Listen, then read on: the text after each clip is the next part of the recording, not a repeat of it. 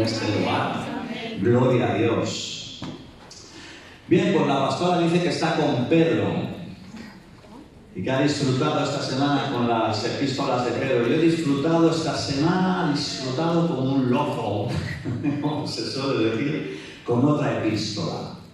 Y os quiero compartir cosas de esta epístola, la epístola de Santiago. ¡Qué maravilla de epístola! Justamente la que está antes de Pedro.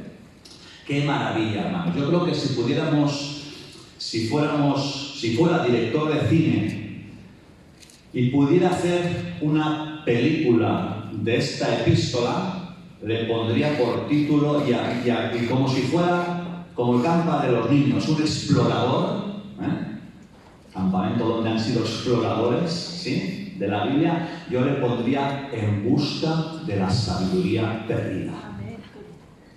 Y es que Santiago nos da pautas de vida y todas son prácticas, y eso me encanta y me interesa mucho, porque, hermanos, la vida cristiana no son conceptos teológicos que retenemos en nuestra mente, no son conocimiento de versículos de memoria. La vida cristiana es la vida práctica. Y Santiago nos está dando pautas de vida prácticas para andar en sabiduría.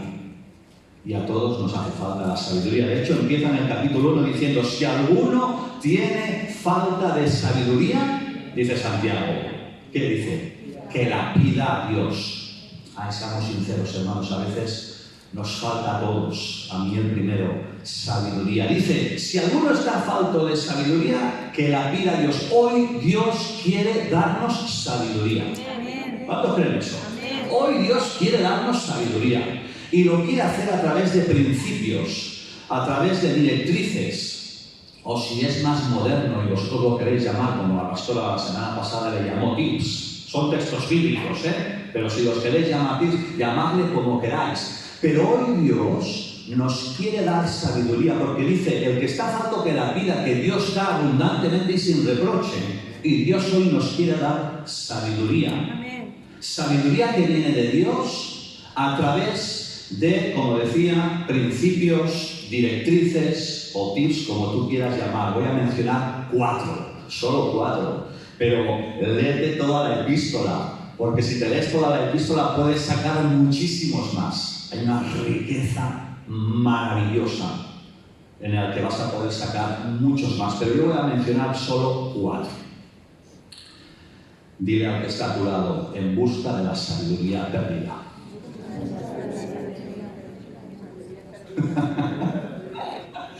No le estás diciendo que no es sabio y que la ha perdido, pero la palabra nos ayuda a descubrir cómo ser sabios de una forma práctica, hermanos, de una forma práctica.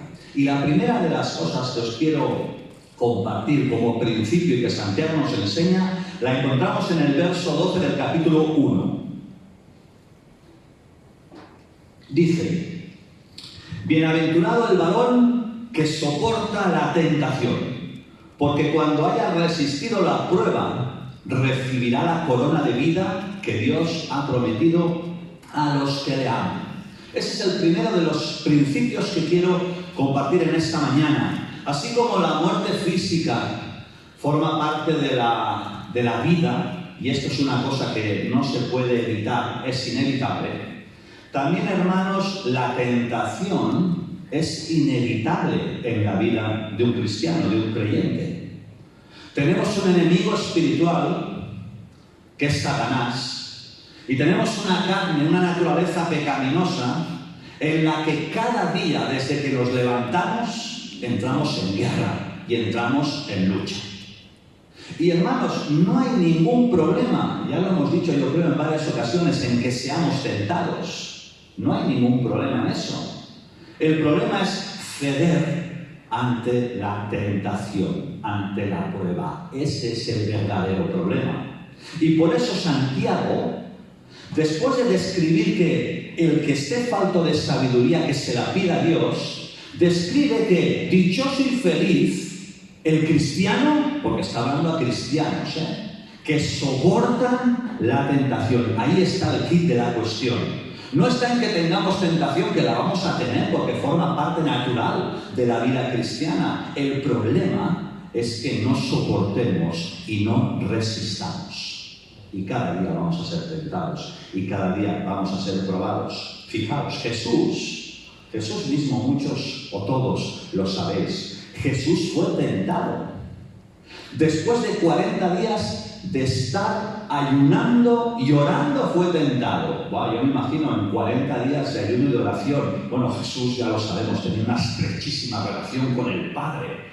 Y después de esos días de ayuno y de oración, wow, qué tremenda la victoria espiritual, ¿sí?, que Jesús tenía que estar atravesando. Fue llevado por el Espíritu al desierto y ahí es donde fue tentado. Y digo, ¿y nosotros?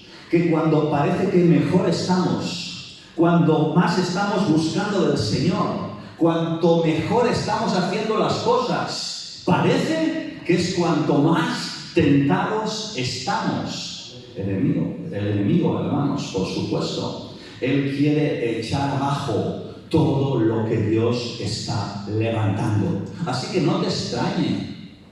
Si cuanto mejor estás haciendo las cosas, más tentado y más probado eres, no te extrañe. Forma parte de la vida cristiana. Necesitas resistir y necesitas soportar para darle gloria a Dios. Y ahí estamos tentados e impulsados por Satanás y por este cuerpo y esta naturaleza pecaminosa que nos lleva y que nos impulsa a hacer cosas o a mirar páginas de internet que no debemos, a reaccionar con ira frente a una conversación o frente a un problema, o a quejarnos frente a una adversidad o frente a una enfermedad. O es esa tentación que el enemigo pone muchas veces de buscar relaciones que son ilícitas fuera de la iglesia o fuera de la voluntad de Dios. Y esa tentación que el enemigo pone para criticar y para hablar mal y para murmurar del hermano, para amar más al dinero o a otras cosas que a Dios, son todo tentaciones y pruebas que el enemigo pone delante de nosotros con el fin de echar abajo lo que Dios está levantando. Por cuanto más te acercas a Dios, uno a veces más tentado es. Y como dije antes, Jesús fue tentado. Y como bien sabéis, Jesús venció la tentación. Lo podéis leer. No voy para no dedicar demasiado tiempo. Son 4 los tips son 4 las cosas que os tengo que decir. Estoy predicando yo. 4, entonces no me puedo detener con detalle, aunque quisiera hacerlo, pero cada una de ellas es una predicación, merecería toda una predicación, pero no me puedo detener. Pero sí quiero decir lo que el propio Santiago dice: somos tentados y necesitamos resistir. Eso es de ser sabios. Resistir es de ser sabios. Resistir y soportar. ¿Y cómo lo hacemos? El mismo Santiago nos da la respuesta. En el capítulo 4, verso 7 dice: someteos pues a Dios, resistid al diablo y huirá de vosotros. Nos está dando el secreto, es decir, no solo nos dice lo que tenemos que hacer, sino nos da la solución de cómo conseguirlo. Y hermanos, este texto no es como las matemáticas.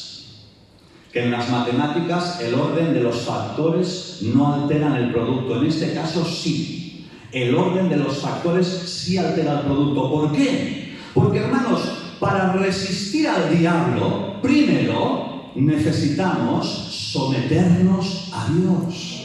Y hay que seguir este orden. Dice: someteos pues a Dios, resistid al diablo y huirá de vosotros. Y este texto nos impulsa a mirar en 2 direcciones. La primera, y en este orden, arriba, mirar a Dios. Y ahí está, someternos a Dios. Someternos a la palabra de Dios. Someternos a la voluntad de Dios.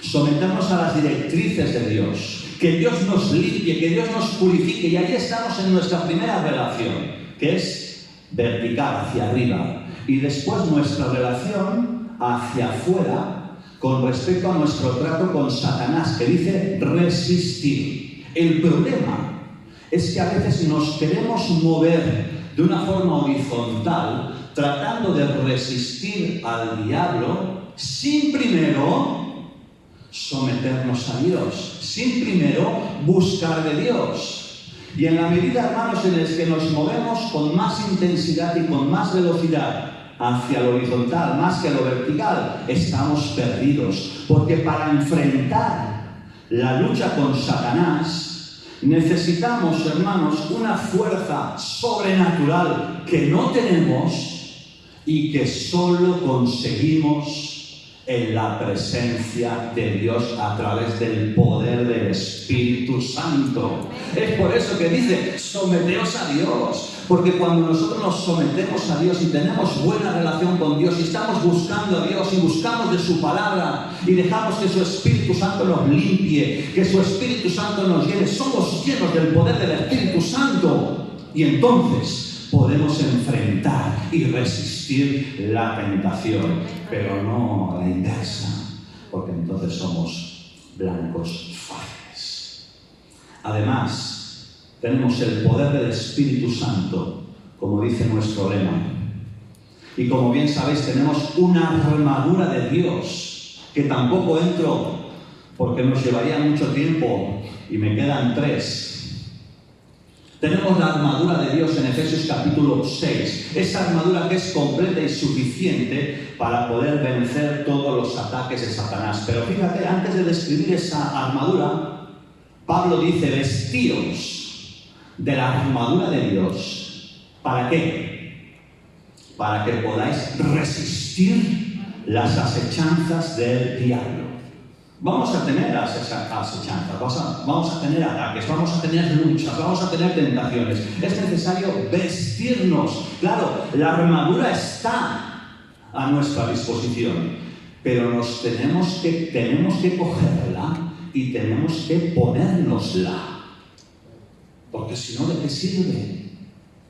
A nosotros no nos va a servir si no nos la ponemos. Yo tengo un traje, cuando se casó mi hija me compré un traje de boda, chulísimo, guapísimo ese traje.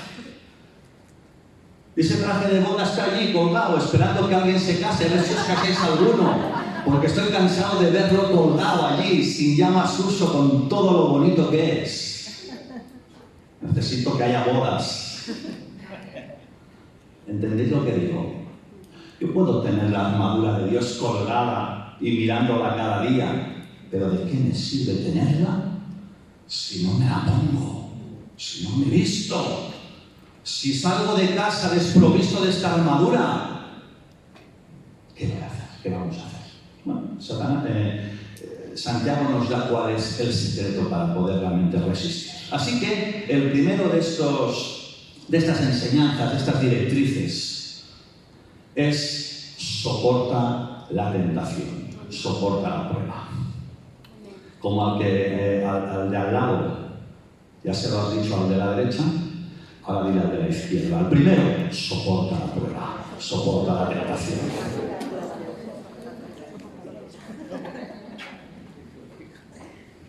El segundo se va poniendo cada vez más interesante. Capítulo 1, verso 22, son tan conocidos, pero fíjate que son tan prácticos y que nos dan tanta sabiduría. Pastor, pero si esto ya lo hemos dicho muchas veces, es que necesitamos recordar esto y aplicarlo cada día. Ya he dicho que son enseñanzas prácticas, que no voy a desvelar ni a descubrir ningún pensamiento teológico, que son cosas prácticas que necesitamos no solo recordar, sino llevar a cabo en nuestra vida, porque eso es lo que nos hace sabios. Dice, pero sed hacedores de la palabra y no tan solo oidores, engañándoos a vosotros mismos. El segundo principio, hacedores de la palabra. Vamos a decirlo todos juntos.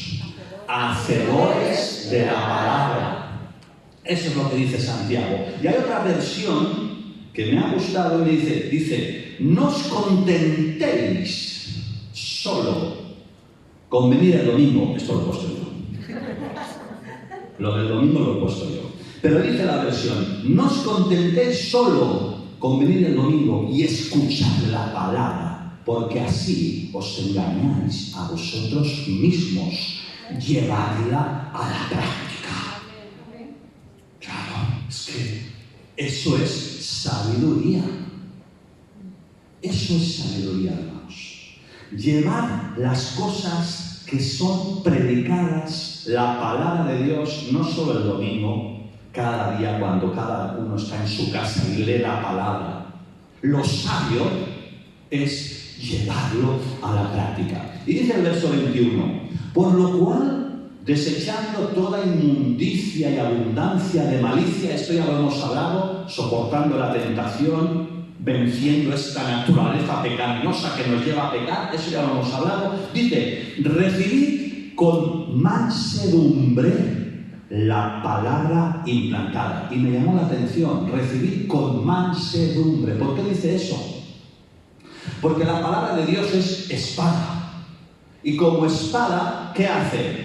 Penetrar en lo más profundo de nuestra alma y de nuestro espíritu. Y cuando la palabra de Dios penetra hasta nuestro propio espíritu y nuestra alma, a veces nos pincha y a veces nos duele. Porque el Espíritu Santo, porque la palabra es espada que penetra, que pincha, y a veces duele, a veces pincha. Y entonces es cuando el Espíritu Santo, después de leer la palabra o de escuchar la palabra, es el Espíritu Santo trayendo a nuestra memoria acciones, actitudes, pensamientos, palabras, sentimientos, acciones que llevamos a cabo en nuestro día a día. Y es el Espíritu Santo el que nos los está recordando. Y esto, y aquello que dijiste, y aquello que pensaste, y aquello que sentiste, y aquello que estás haciendo, y aquello que estás viendo. Y esto duele. Y esto pincha, y esto provoca. Y entonces el apóstol Santiago lo que está diciendo es, lejos de estar resentidos o atacados, o incluso lejos de sentirse uno juzgados por lo que estamos oyendo, lo que necesitamos es ser transformados, cambiados, renovados en nuestro espíritu, para después mostrar con evidencias, con fruto, ese cambio. Y para eso hay que recibirla con mansedumbre. ¿Entendéis lo que estoy diciendo? Muy sencillo, pero hermanos, muy básico. Y que nos lleva a ser sabios. Uno recibe esa palabra con mansedumbre y en vez de sentirse atacado, cuestionado, juzgado, lo que uno dice, Señor, cámbiame, transfórmame, moldéame, cambia esto, cambia aquello. ¿Cuántos de aquí preguntan? ¿Cuántos de aquí quieren la bendición de Dios? Yo quiero ver las manos alzadas de aquellos que quieren ver la bendición de Dios. Vale. Para los que estáis, vais a escuchar, ¿no? Después de la predicación por el YouTube, el 100% han levantado sus manos. Seguro que los que nos están escuchando, y faltan muchos hermanos que van a escucharlo también. Bien, queremos la bendición de Dios. Capítulo 1, verso 25, dice, mas el que mira atentamente en la perfecta ley, la de la libertad, y persevera en ella, no siendo oidor olvidadizo, sino hacedor de la obra, este será bienaventurado. Y en la nueva versión internacional dice, este recibirá bendición al practicarla. Gloria a Dios. ¿Quieres la bendición de Dios? ¿Queremos la bendición de Dios? Yo la quiero, yo el primero. La bendición de Dios pasa por practicar la palabra, no siendo oidor olvidadizo. No contentándome con venir aquí, estar alabando a Dios, escuchar la palabra y ya está. No, esa palabra tiene que traer cambios a nuestra vida, a nuestro interior, a nuestro corazón. Porque es espada que penetra. Y la espada penetra hasta el fondo.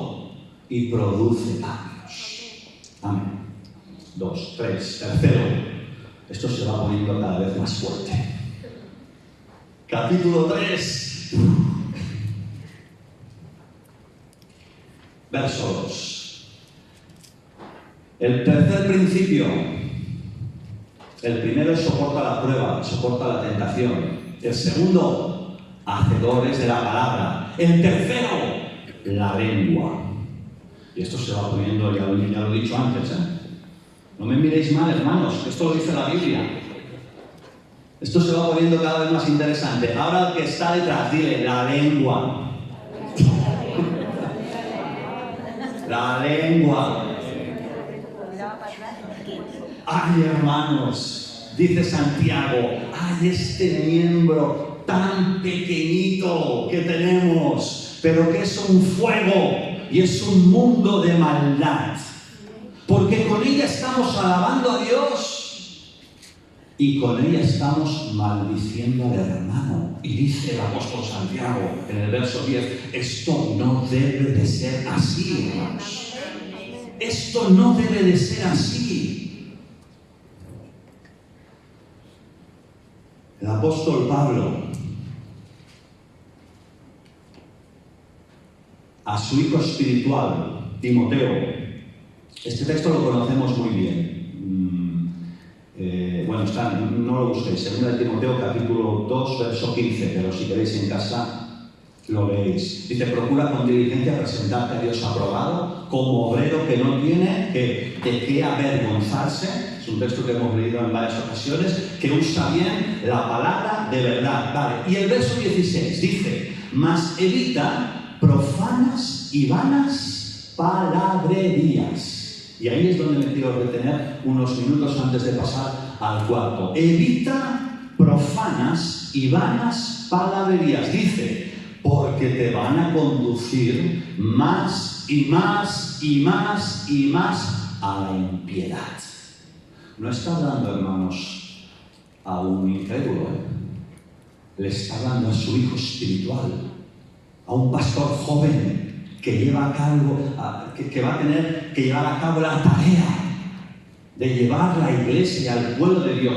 Te van a conducir más y más. Y el original en griego de esa palabra profana es beleros, que significa palabras no santificadas que carecen de toda afinidad con Dios y producen un daño moral y espiritual terrible en las personas que las reciben, esas palabras.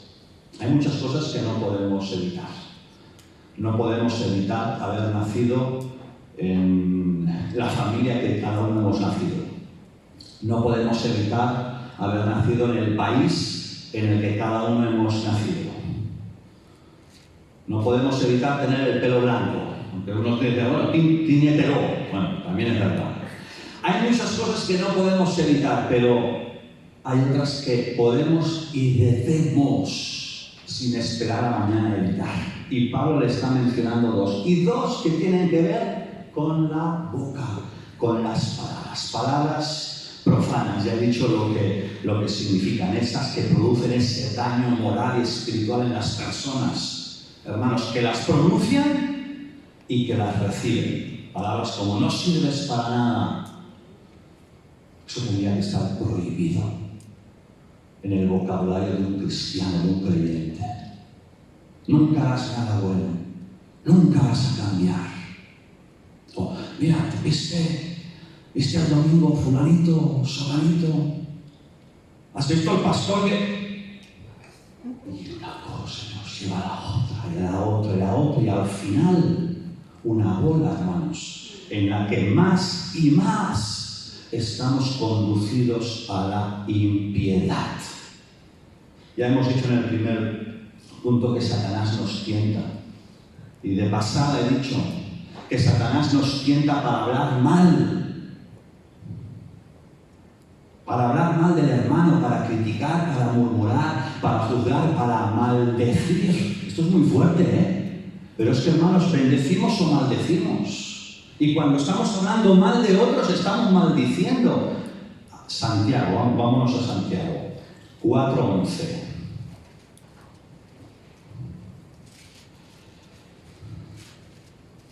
Hermanos, no murmuréis los unos de los otros. Dicho de otra manera, no habléis mal los unos de los otros. Porque el que habla mal del hermano y le juzga, murmura de la ley y juzga la ley. Pero si tú juzgas a la ley, entonces no eres hacedor de la ley. De eso ya hemos hablado, hay que ser hacedores. Pero cuando juzgamos y cuando hablamos mal y cuando murmuramos, nos estamos convirtiendo no en hacedores, sino en jueces. Y dice, verso 12, uno solo es el dador de la ley, uno que puede salvar y perder. Pero tú, ¿quién eres para que juzgues a otros? ¿Quiénes somos? ¿Acaso hay alguien perfecto? No. Entonces, hermanos, yo sé que lo sabéis. Y lo hemos dicho en varias ocasiones. Cuidado con las palabras. Y digo que sé que lo sabéis. Y es algo en el que todos, sin excepción de ninguno en esta sala, y muchos, y todos, necesitamos cada día poner bajo examen del Espíritu Santo todo cuanto estamos haciendo y todo cuanto estamos diciendo o escribiendo. Que ahora no es tanto decir como si escribir. Pero necesita estar bajo examen del Espíritu Santo para que el Espíritu Santo realmente nos haga entender y nos haga ver. Ya sabéis que las palabras son dardos que lanzamos, que pueden traer vida y restauración o que pueden traer muerte y destrucción y causan un daño terrible. No solo en las personas que las pronuncian, sino en las personas que las reciben, si no corrigen, si no exhortan y si no amonestan. Y este es el ejercicio, hermanos, de madurez y de sabiduría a la cual el apóstol Pablo nos está guiando y nos está llevando. No seamos oidores sino hacedores de la palabra, y no seamos tampoco oidores sino hacedores de la palabra, amonestando a aquel o aquellos, haciéndoles un favor para que realmente puedan ver la bendición del Señor. Jesús siempre nuestro ejemplo, siempre en todo. Primera de Pedro, no estaba preparado. Capítulo 2, verso 22. Jesús es nuestro ejemplo en todo. Él dice, Primera de Pedro 2, 22, el cual no hizo pecado. Dice, ni se halló engaño en su boca, palabras. Quien cuando le maldecían no respondía con maldición, palabras. Cuando padecía no amenazaba, palabras, sino encomendaba la causa al que juzga justamente. Aunque le provocaron 1000 veces, aunque tuvo 1000 oportunidades para llevar a cabo ofensa a Dios y ofensa a la ley, jamás ni una de sus palabras pudieron ser censuradas o pudieron ser reprochadas. Y algo muy importante es que él era el mismo tanto en privado como en público. Dice Lucas capítulo 20, lo leo rápido y ya paso al cuarto. Lucas capítulo 20, verso 20 también. Dice, y acechándole enviaron espías que se simulasen justos a fin de sorprenderle a Jesús en alguna palabra.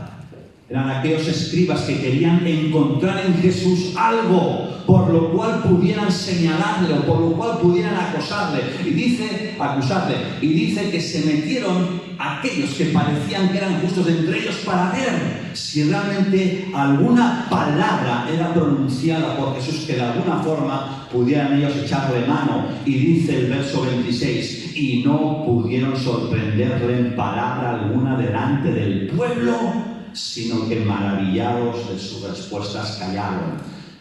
¿Qué me habla eso? Me habla que Jesús en su entorno más íntimo era transparente, era auténtico. Y en el entorno público era igual. Hermanos, estemos donde estemos los mismos. Estemos en la iglesia, o estemos en el trabajo, o estemos comprando. Estemos hablando con quien estamos hablando, bien sea con un hermano, los mismos que cuando estamos hablando con algún amigo o con algún conocido. Los mismos. Eso es integridad, eso es autenticidad, eso es sabiduría puesta a la práctica. Por eso Santiago dice, constantes de doble ánimo, no, esos pidan el que realmente puedan llegar a ser lo que Dios quiere. Y tú puedes decir, bueno, es que Jesús, claro, Jesús era Dios. Sí, la verdad es que sí, Jesús era Dios. Y hemos leído en Pedro que en él no hubo pecado.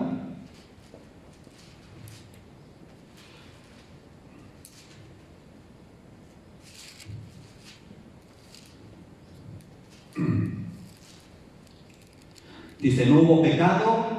Cuando le maldecían no respondía con maldición. Cuando padecía no amenazaba, sino encomendaba la causa al que juzga. Bueno, es que él era Dios, sí. Y nosotros somos como somos y tenemos esta naturaleza, sí. Pero mira lo que dice el verso 24. Quien llevó él mismo nuestros pecados en su cuerpo sobre el madero, para que nosotros, estando muertos a los pecados, vivamos a la justicia, y por cuya herida fuisteis sanados. Amén. Por causa de él es que podemos vivir de esta manera en la que el apóstol Santiago nos está amonestando, nos está exhortando con sabiduría en nuestra vida, en nuestras palabras y en todos nuestros quehaceres. No resistir la prueba, hacedores de la palabra, cuidado con la lengua, y la cuarta y última, capítulo 5. Seguramente lo tenéis allí también como un título en vuestra Biblia a partir del verso 7. Paciencia y oración. Paciencia y oración. Venga, ahora este sector a ese sector y ese sector a ese sector. Os decís. Paciencia y oración. Y algunos están diciendo, eso es lo que yo necesito, paciencia, paciencia. Y fijaos, hermanos, que cuando el apóstol, y ya estoy acabando, está hablando de estos dos requisitos, de estas dos cualidades que nos van a llevar a ser sabios, paciencia y oración, nos lo está diciendo con dos puntualizaciones. La primera es que tomemos como ejemplo a aquellos que antes que nosotros hablaron la palabra de Dios, y nos pone de ejemplo a Job, en el verso 11. Y aquí dice, tenemos por bienaventurados a los que sufren. Habéis oído de la paciencia de Job. Es decir, cuando nos está hablando de la necesidad de tener paciencia, nos está mencionando que seamos como aquellos que hablaron la palabra de Dios. Y nos pone de ejemplo a Job. Y me gusta la versión internacional porque en vez de decir paciencia, dice perseverancia. Y es que de hecho se trata de eso. Paciencia es perseverar. Perseverar en la fe, perseverar en la confianza, perseverar en el compromiso, en el corazón, con alabanza en nuestra boca, a pesar de... Y ahí le puedes poner tu larga lista de problemas.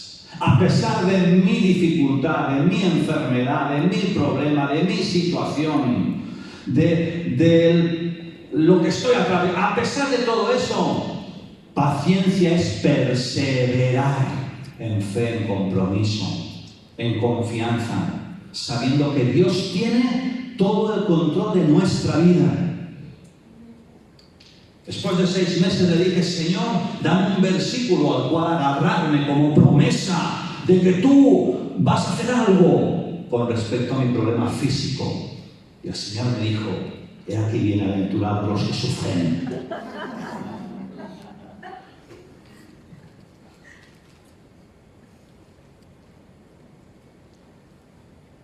Habéis oído, dice, de la perseverancia de Job y habéis visto el fin del Señor.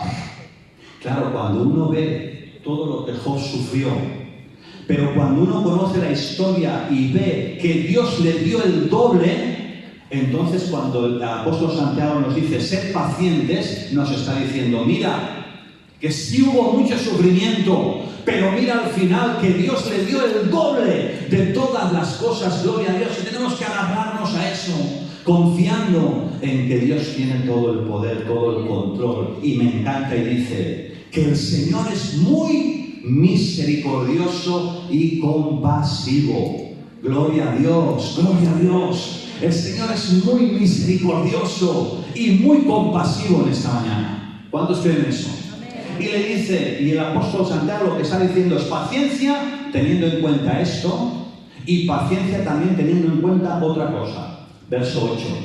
Dice, paciencia, tened vosotros paciencia y afirmad vuestros corazones, porque la venida del Señor se acerca.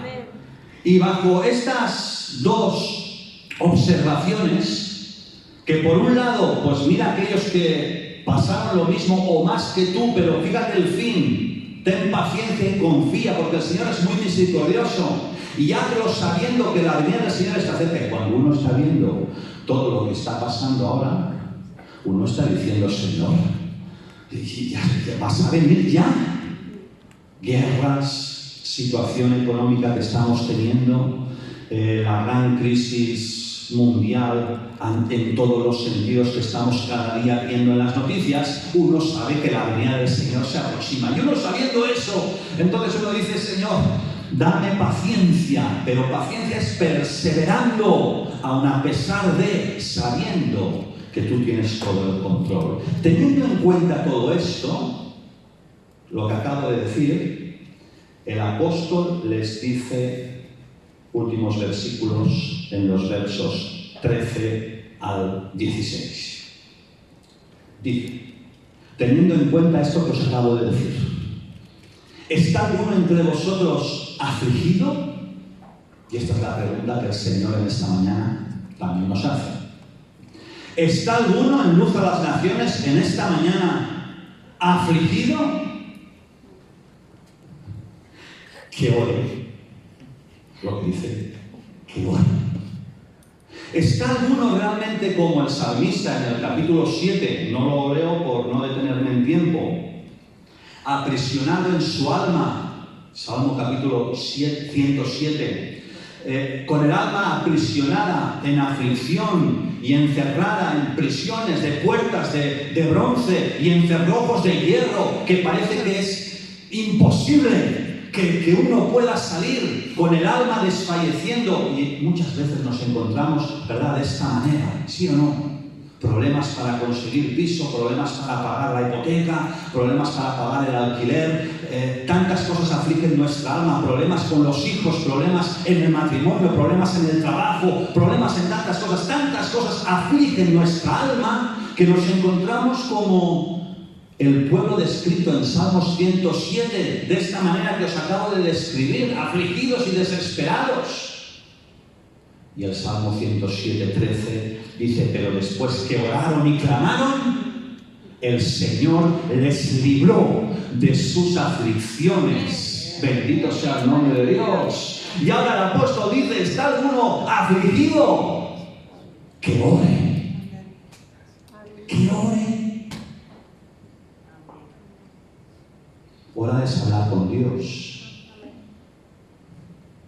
Orar como hemos leído o como hemos visto en esta mañana, con el firme compromiso de resistir la prueba, con el firme compromiso de ser hacedor de la palabra y no solo oidor, con el firme compromiso de humillarnos delante del Señor para resistir todos los ataques del enemigo. Orar sabiendo que si perseveramos, Dios es muy fiel y muy misericordioso para darnos lo que necesitamos y librarnos de esa aflicción. ¿Está alguno aquí de esta manera?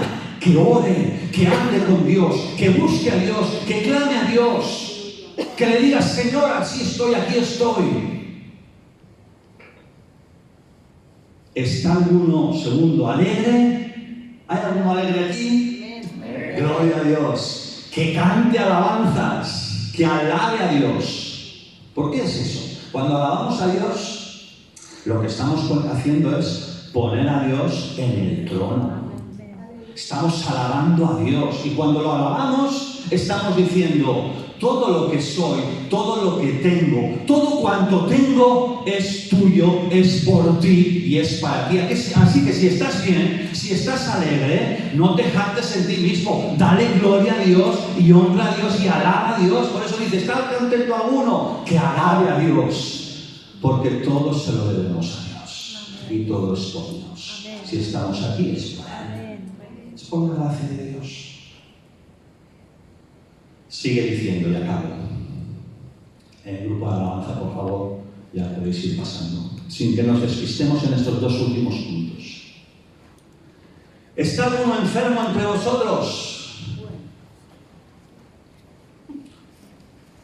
Llame a los ancianos, a los pastores de la iglesia, a los que tienen autoridad, y oren por él, ungiéndole con aceite en el nombre del Señor, dice. Y la oración de fe salvará al enfermo y el Señor lo levantará, y si hubiere cometido pecados, le serán perdonados. ¡Wow! Me encanta, gloria a Dios. Hemos visto que Dios es muy, verso 11, muy misericordioso y compasivo. ¿Cuántos creen que Dios es hoy misericordioso y compasivo? Y él dice: ¿está alguno enfermo?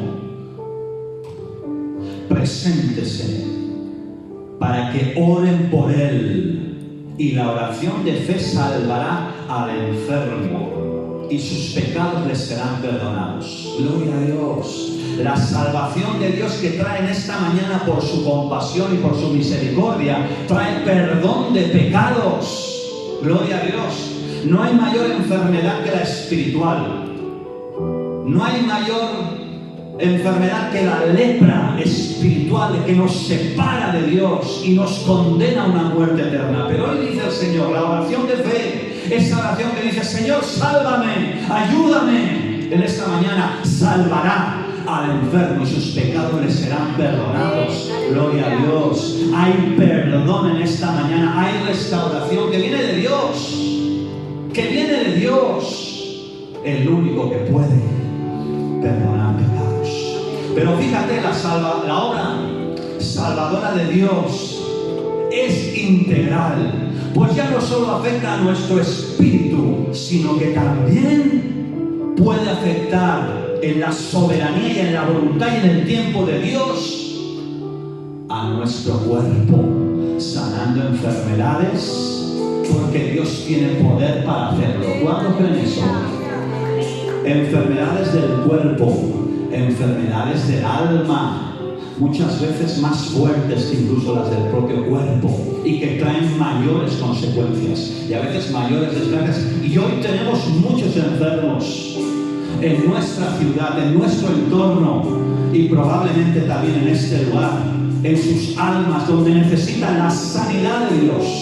Esta sanidad que es integral, que afecta no solo a nuestro espíritu trayendo salvación, sino también a nuestro cuerpo, también a nuestra alma. Bendito sea el nombre de Dios. Y acaba el apóstol diciendo: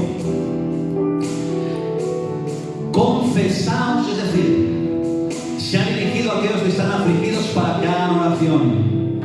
Se ha dirigido a aquellos que están alegres y contentos, que canten alabanzas a Dios.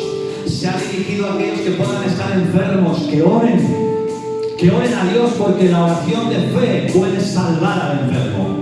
Y ahora se dirige también a aquellos que hayamos podido cometer ofensas contra el otro, contra nuestro hermano, presente o no presente. Y dice: confesaos vuestras ofensas unos a otros y orad unos por otros para que seáis sanados. Y eso también es como las matemáticas. El orden de los factores aquí tampoco, altera el producto. A veces pretendemos, a través de oración, buscar la bendición de Dios, y primero a veces es necesaria la confesión. La confesión a Dios, por supuesto, y a lo mejor también la confesión al hermano o a la hermana o a la persona. Y si está aquí, es un buen momento para hacerlo. Y si no está aquí, toma el compromiso delante de Dios de decir, voy a confesar mi pecado, para que después pueda orar y dice, y ser sanados. Esa es la oración eficaz del justo. Y esta puede mucho en esta mañana. Ponte en pie. Vamos a alabar a Dios. Vamos a alabar a Dios con esta adoración en un